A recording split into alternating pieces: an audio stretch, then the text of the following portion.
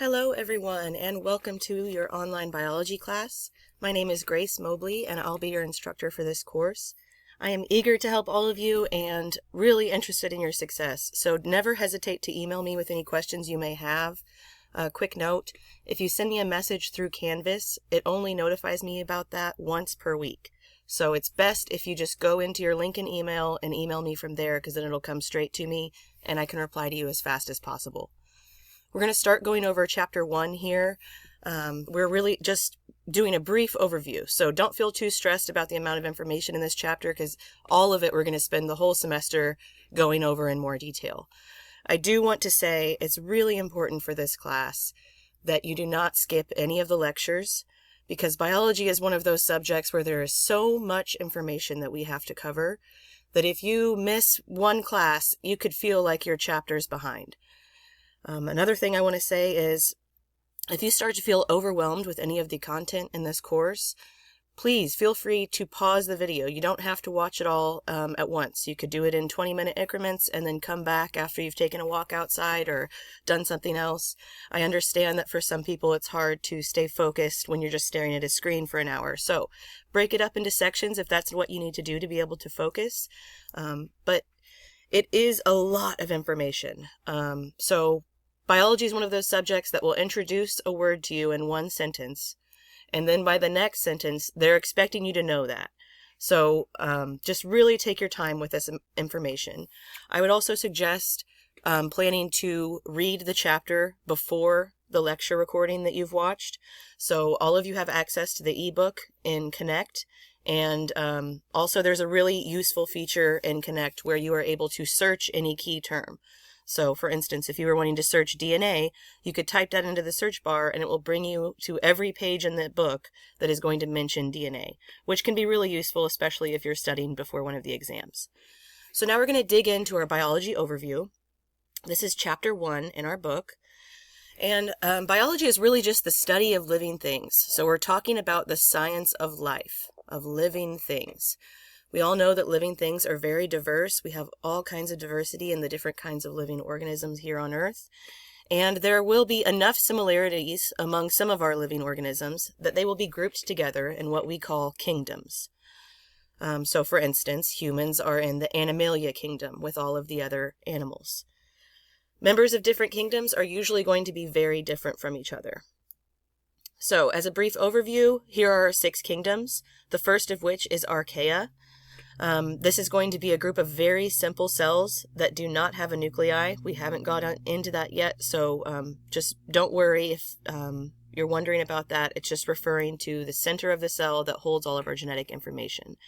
But these very simple organisms in the Archaea group do not have that nuclei. Our next kingdom is going to be bacteria. They are similar to Archaea, but different enough that they have their own kingdom. They also are lacking nuclei. And one of the main things that sets them apart from Archaea is basically just where they're found. So an interesting thing about Archaea is they tend to exist in really extreme environments. So you could think of really, really salty bodies of water, really cold environments, really hot environments. And when I say really hot, I mean like the side of an active volcano. That's where these extreme organisms are most likely to be found. Bacteria, though they are also lacking a nuclei, they are everywhere. So every surface that we touch, everything that we interact with, on our skin, even in our own digestive systems, they are thriving. So that's the main thing that really sets them apart, is just where we find them. We also have the most kind of confusing kingdom, which is our protists. And when I say confusing, I mean it's hard to really box them in to a single kind of organism because there is so much diversity in this kingdom. We have mostly unicellular organisms, meaning they're made up of one cell, that are in this group. So a lot of things in the protist group, the protist kingdom, are going to be unicellular, only visible through a microscope. But then we also have some organisms, like this algae that you see here. It can get up to 20 feet long, it's multicellular, but it still is characterized in the protist group. So this is kind of our strangest kingdom, just considering how many different kinds of organisms are grouped into it. Next, we have our fungi kingdom. So this is where we're going to find all of our mushrooms and yeast. We have some unicellular and some multicellular organisms in this group as well. Yeast is unicellular, lots of fungi is multicellular. But the main thing that sets this kingdom apart from plants is that these are not photosynthetic organisms. So they do not need to go through photosynthesis to make energy from the sun. Instead, what they're doing is getting their energy by breaking different things down, their different carbon sources. So decomposing bodies, decomposing matter. All fungi has to do is physically interact with those to start externally breaking down those substances and getting energy from them. Unlike our plants. So in the Plantae kingdom, we've got organisms that are going to go through the process of photosynthesis so they can use sunlight to make energy for all of their cellular processes. And then, of course, we have our Animalia kingdom, which is where us humans fall into, along with all of the other animals on Earth. These are organisms that are going to digest their food internally. So when we say internally, we're thinking inside. That means you have to ingest the food and be able to break it down from the inside of your digestive system so that you can get energy from it. And that's a really basic overview of our 6 kingdoms of life. When we're talking about living versus non-living organisms, there are some things that we use to classify whether an organism is living or non-living. So we would consider these points. First of which will be complexity. How complex is this organism? Is it able to move? And is it able to produce a response to stimulation? If you provide some kind of stimulation, waving your hand, a light, change in temperature, is there any kind of response to that stimulation? So a life-defining property is going to have to be exclusive to only these living things. And here are our properties of life. So first we have cellular organization. We know that all living things are going to be comprised of at least one cell. The second property of life is our metabolism processes. All living things will be able to process energy, which is going to be used to power other processes. So when you hear metabolism, you may think of the most common way we talk about it, which is if somebody has a really high functioning metabolism. These are the people that can eat so many calories in a day. It never shows up. They're never storing fat because their metabolism is functioning so quickly at breaking down whatever they're ingesting. But you could use that to remember what we're talking about with metabolism. It's the process of breaking down some source of energy so that you have energy for your cellular processes. The third property of life we're talking about is homeostasis. And this is that all living things are able to maintain relatively stable internal environments. And that is so they can optimize conditions for their metabolism, breaking down energy, and for all of their other processes in life. So an example of homeostasis, a really good simple one, is just our ability to regulate our temperature. Whenever it's -5 degrees outside, we don't walk outside and immediately freeze and die.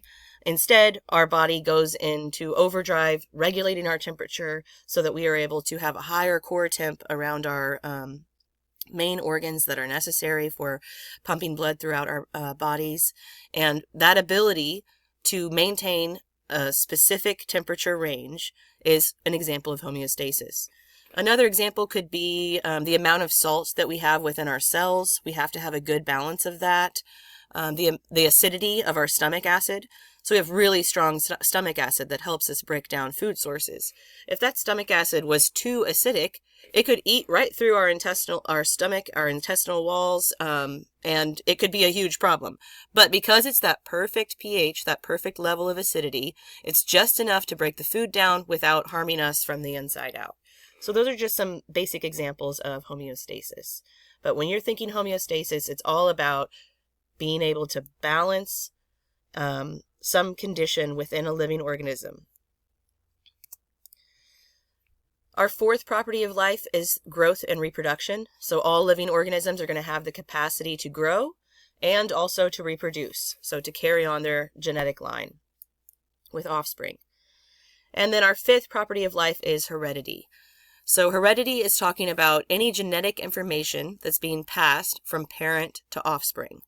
So all of our living organisms are going to have this ability to pass genetic information, our DNA, from parent to offspring. When we talk about living organisms, we have this kind of hierarchy of life. And whenever you're thinking hierarchy, you're thinking levels of increasing complexity. So, a really basic start to that would be thinking about how we have cells that are going to eventually come together to create specific organs in a living organism. Once all those organs come together in their individual organ systems, we'll have a functioning organism, like in this example, this lion. And then we go on to a higher level, which is the population level, which would include all kinds of different examples of that one specific organism. So as we zoom in and even more looking at this hierarchy, we have to start at the smallest possible particle, which is, in our case, atoms. So everything in our living world is going to be made up of atoms. These are the smallest unit that we're going to be talking about in this hierarchy. Once those atoms come together and form chemical bonds so that we have multiple atoms that are connected to each other, we call those molecules. Once those molecules are able to come together through different bonds that they have formed, we're going to have a larger kind of molecule, macromolecules, as in larger molecules. Those macromolecules are going to come together in different parts to serve different purposes to create what we call organelles. And you could think of an organelle like the organ, but of the cell. So just like in our bodies, we have different organs like the heart that serve specific functions. Within our cells, we also have specific organelles that serve specific functions. So we've got organelles. Those organelles are going to come together to make up all of the different parts of our different cells. As we go on to the next level of organization, those cells can come together and we'll have different cell types. So we have, cardiac cells, we have nerve tissue cells, we have skin cells. All of those similar cell types are going to be grouped together into what we call a tissue. That tissue just means this substance is made up of all of the same cell type. Once all of those tissues come together to form a functioning organ, we've got a singular organ. So in this case, we're looking at the brain. This could be the heart, the lungs, all kinds of different organs. And an organ is going to be part of the overall organ system. So just like we have the brain, it is not complete without the nervous system that is going to send signals from the brain to the rest of the body. So in this case, our organ system would be our nervous system, including the brain and all of these different nerves that are sending signals. Once we look at all of those different organ systems within an organism that group together and create this one living being, that's when we're talking about our organism. So an organism is just any kind of living thing. When we go on to a group where, we have more than one living organism, first we're going to look at our population. So a population is an example where we have one species that is located together in one area. That's what we're talking about with a population.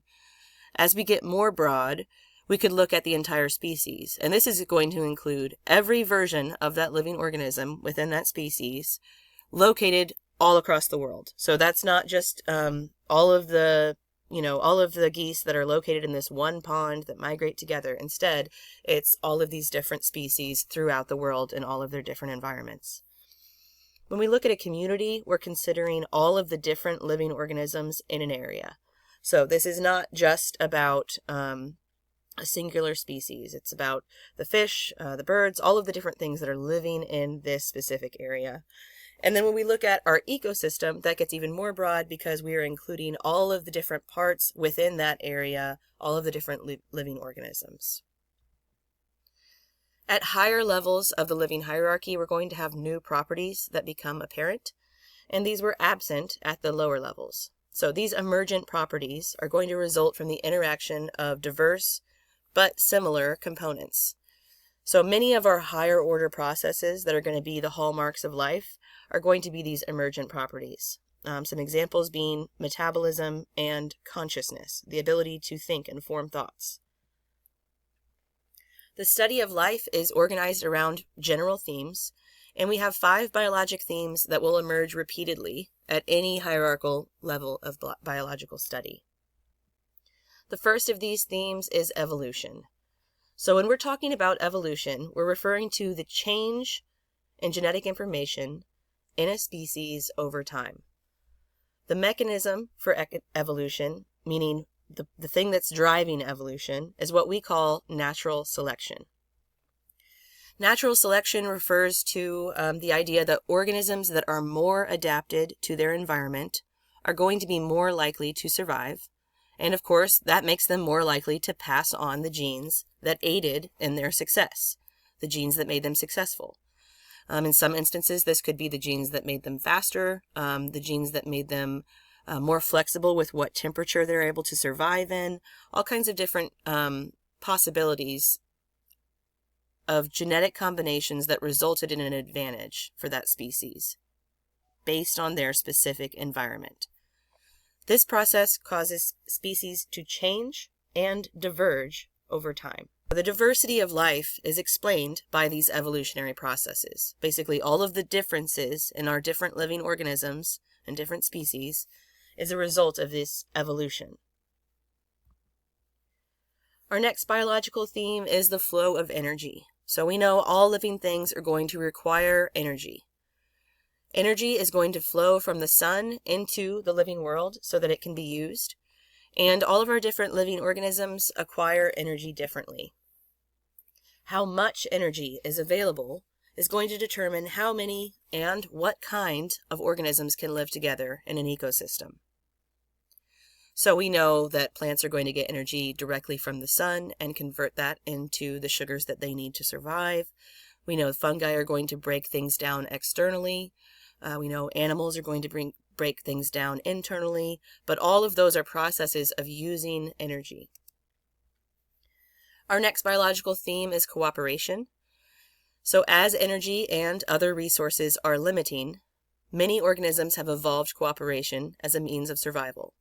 So when we say they are limiting, we mean it's not an endless supply of energy. So there has to be a way to work together, like how we are able to eat plants to get energy.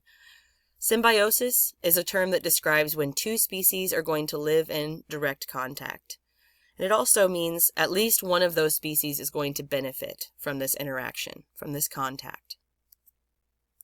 Our fourth theme is that structure will always determine function. So that makes sense. How things are put together is going to determine how they're going to operate, what they're able to do. Evolution is going to favor structures that function in an adaptive manner.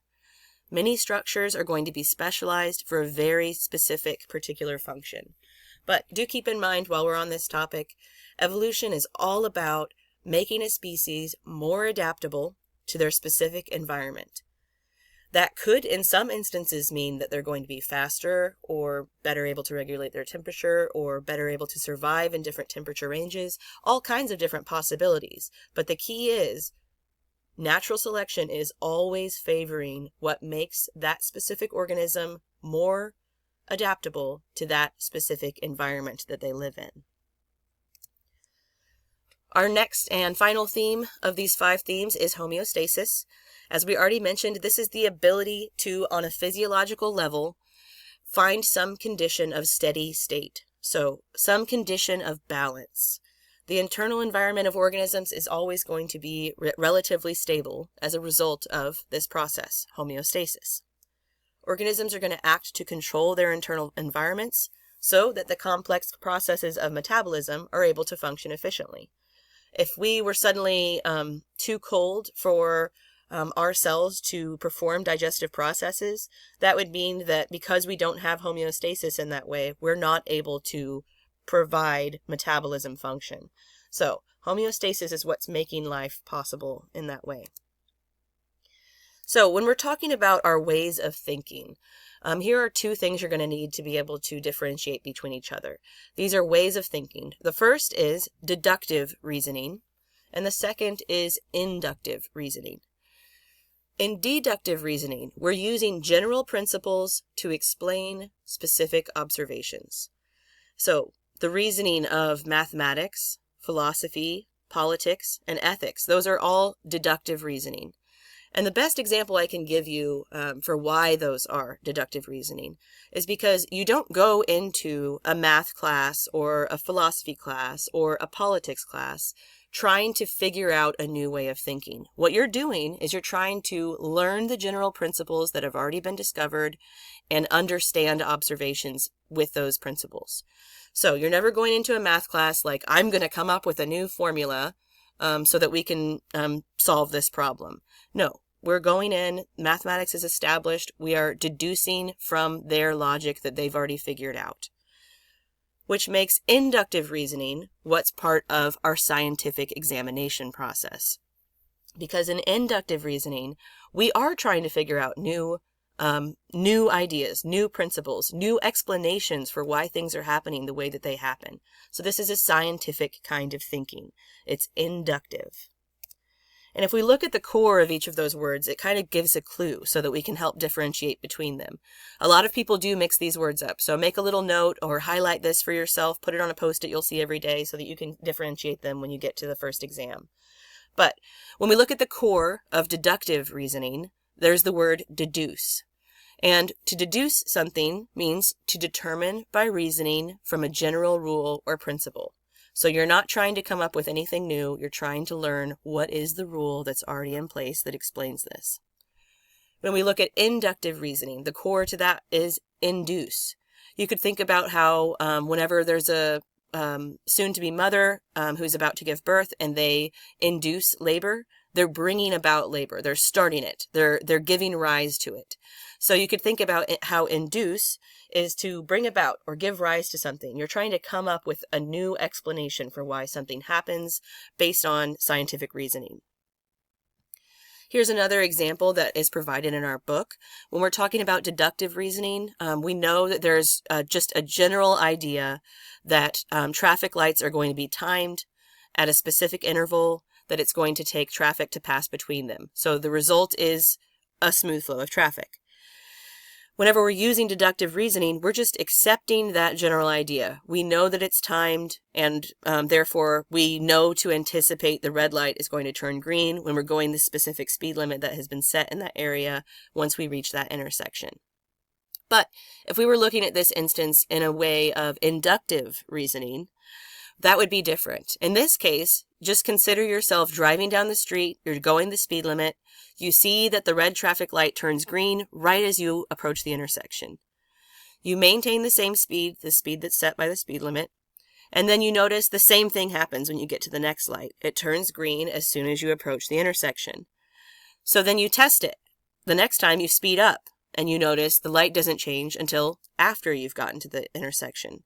Now you can use inductive reasoning to form a new idea, a new explanation. In this case, you just tested it yourself, and you conclude that the traffic lights along this street must be timed to change in the time it takes your car going at the speed limit to traverse that same distance between them. So there's the difference. In deductive reasoning, you're just accepting the general rule, like mathematics, philosophy, politics. In inductive reasoning, you are testing it to come up with an explanation for why something is the way it is. Another important point that this chapter introduces is this idea of CFC production. So in 1985, we had British scientist Joseph Farman, who discovered there had been a 30% decrease in the ozone that surrounds the Earth and protects us from the UV rays of the sun.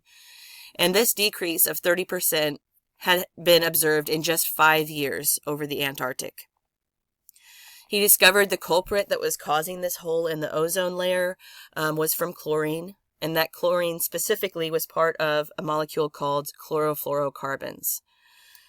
Global efforts since then have decreased CFC production from 1.1 million tons per year in 1986 to 200,000 tons per year. And as a result, we've observed that ozone layer is repairing.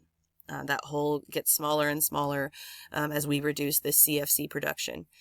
And CFC production was part of pretty much every kind of industry back then. So we modified our processes so that we would put less of these CFC particles into the atmosphere that were causing damage to our ozone layer. Here's the basic way that that's happening. We have industry processes that are going to release CFCs into the atmosphere. The problem with them is that they tend to travel to the furthest limit up in the atmosphere where the ozone layer is, and they will adhere to ice crystals. So they have an affinity for these ice crystals up in the higher parts of the atmosphere. And as a result, UV light breaks down those CFCs and produces these chloride ions that will act as a catalyst. That's what's going to actually end up damaging our ozone layer. And our ozone layer is basically functioning kind of like sunglasses or sunscreen for the whole Earth. So if we have a hole in the middle of our sunglasses, obviously that's an area where we're going to have more ultraviolet rays from the sun impacting our eyes. It's the same with this hole in the ozone layer. If there's a hole where we are unprotected, the intensity of the ultraviolet rays is going to be much higher and cause problems for us on Earth. So biology is a dynamic science. We always are going to have new ideas appearing and replacing old ones. Scientists are going to systematically conduct experiments to evaluate these hypotheses about different observed phenomena. And when we say phenomena, we just mean different things that are happening. So the scientific process has 6 basic stages.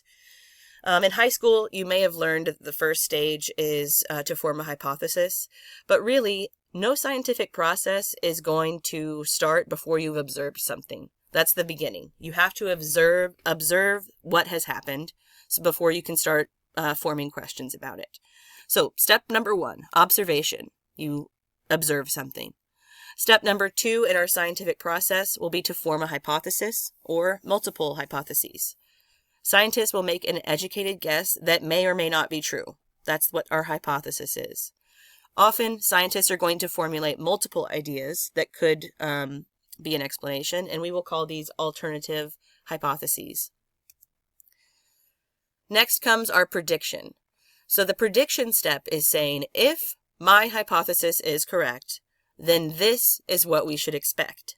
So it's our prediction. If this hypothesis is correct, we expect this to happen. Next, we will go on to our testing, and this is where scientists will conduct experiments to attempt to verify those predictions that are made by the hypotheses. So this is where we're testing things. Is this hypothesis true? Is it continuing to be impossible to misprove?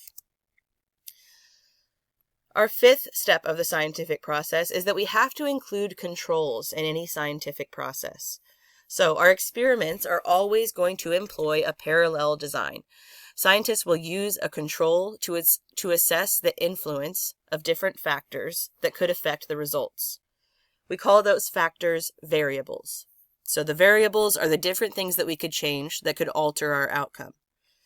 Conditions are going to stay the same in that control group in comparison to our variables that are changing. So one example here is if we are in a study that's testing the effect of new fertilizers on plant growth, so which fertilizer is the best fertilizer that really helps these plants grow quickly, we're going to have to include a control group because that's what we're measuring everything against. This control group is going to be plants that have received no fertilizer at all. So that's our steady mark that we're measuring against, the control group, where we haven't added anything to them. We're just using them to compare everything else to.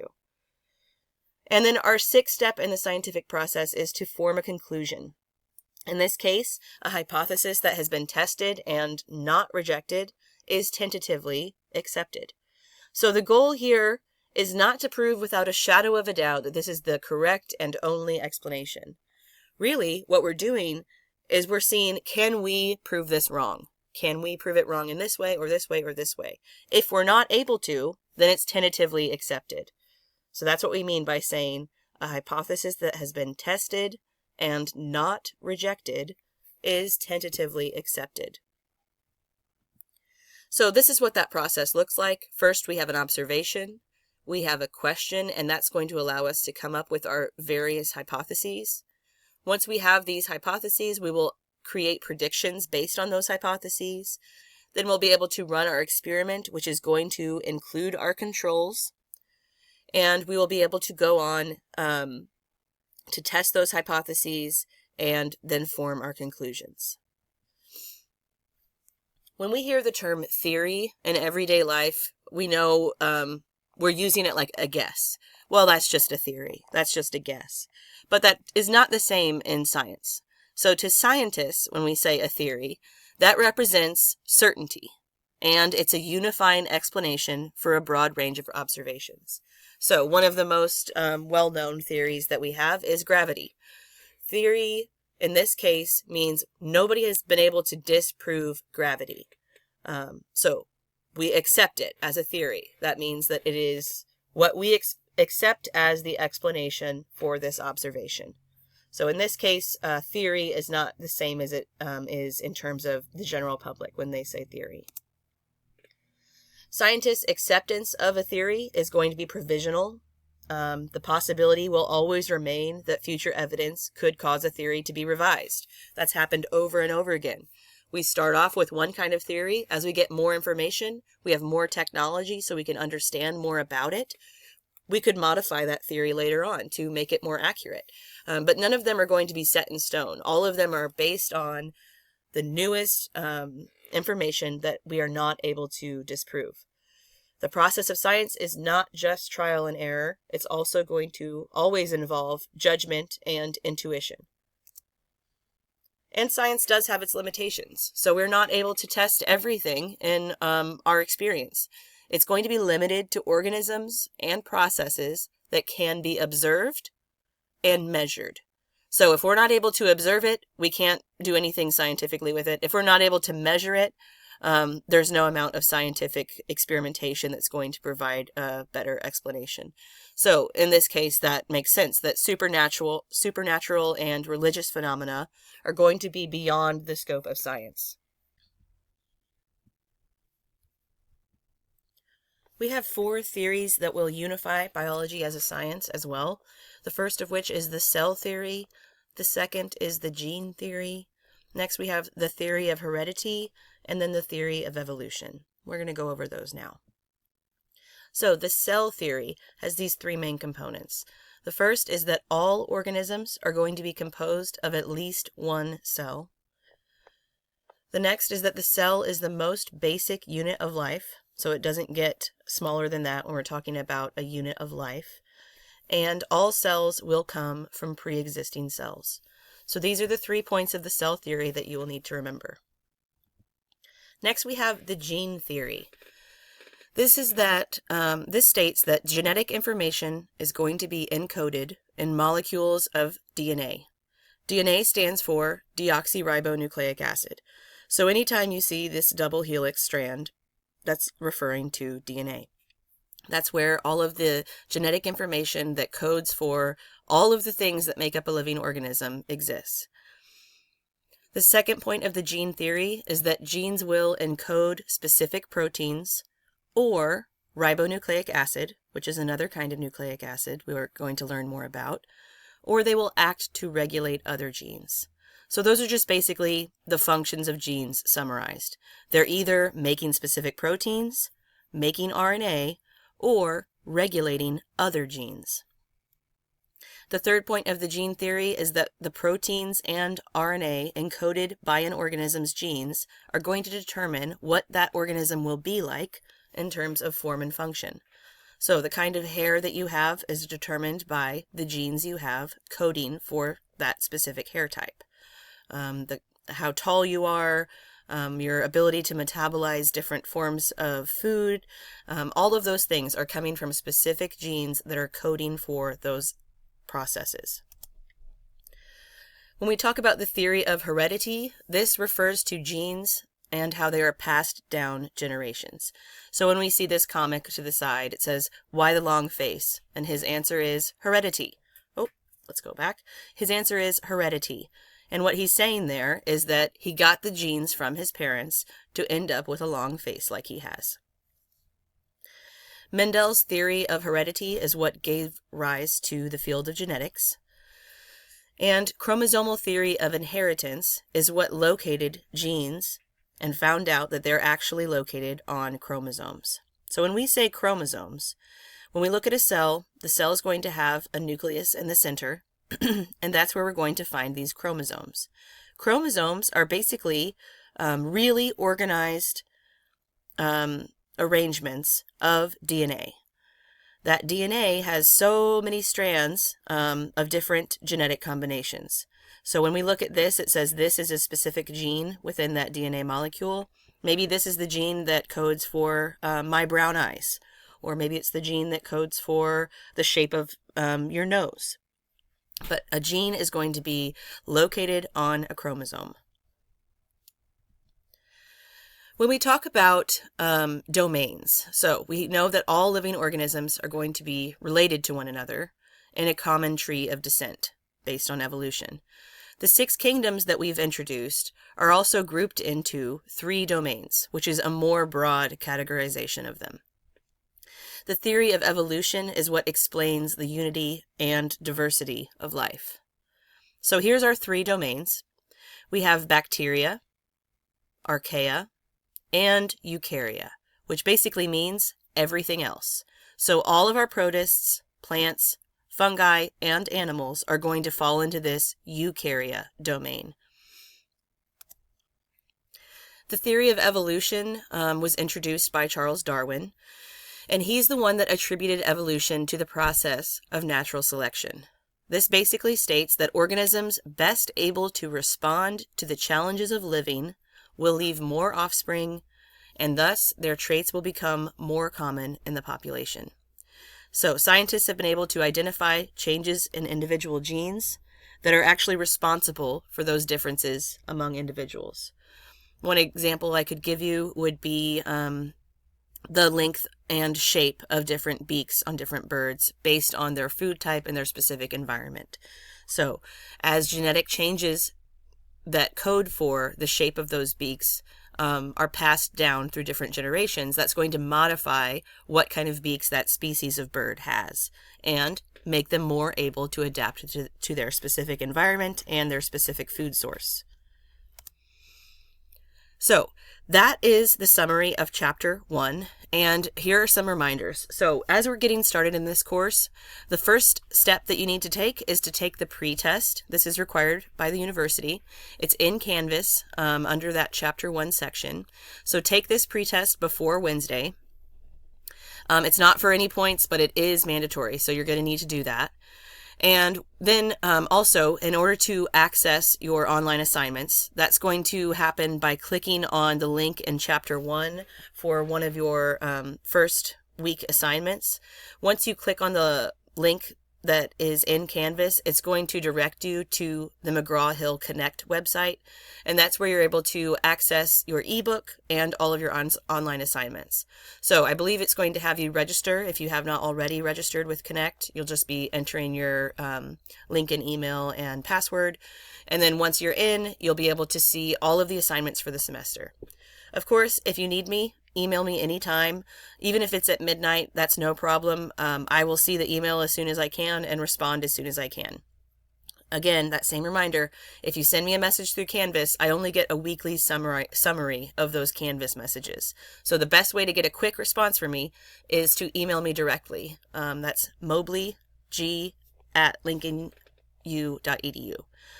So yeah, welcome to the course, and I'm excited to help in any way I can. Thanks, guys.